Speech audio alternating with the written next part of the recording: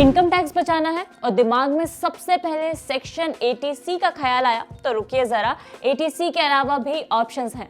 First in the list is national pension scheme. NPS में आप section 80C के तहत 1.5 लाख रुपए की टैक्स बचत करते हैं, लेकिन इसके ऊपर भी सेक्शन 80CCD 1B के तहत 50,000 रुपए की अतिरिक्त बचत की जा सकती है, यानी आप कुल मिलाकर 2 लाख रुपए तक की बचत कर सकते हैं।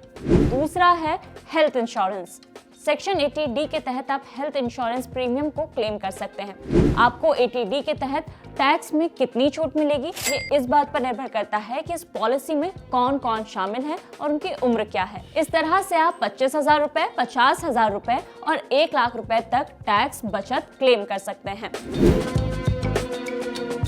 अगर अपने बच्चों की पढ़ाई के लिए लोन लिया है तो इसके रीपेमेंट पर आप टैक्स छूट क्लेम कर सकते हैं। यही आपका तीसरा ऑप्शन है। सेक्शन 80E के तहत एजुकेशन लोन के ब्याज के हिस्से पर टैक्स छूट ले सकते हैं। ये टैक्स छूट पेरेंट्स और बच्चे कोई भी ले सकते हैं। ये इस बात पर तय होगा कि लोन चुका कौन रहा है। इसमें टैक्स छूट की कोई सीमा नहीं है, आप जितना चाहें ब्याज पर टैक्स छूट क्लेम कर सकते हैं। चौथा है donation.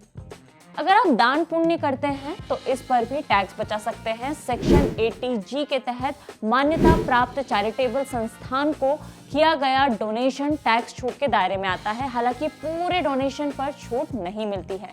Next in the list is section 80DDB, विशेष बीमारी का इलाज।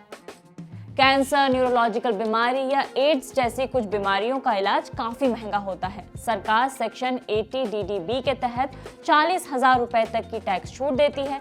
सीनियर सिटीजन के मामले में ये टैक्स छूट 1 लाख रुपए होती है। तो अब करिए खूब कर बचत और भी ऐसे ही वीडियोस के लिए जुड़े रहिए जी बिजनेस पर।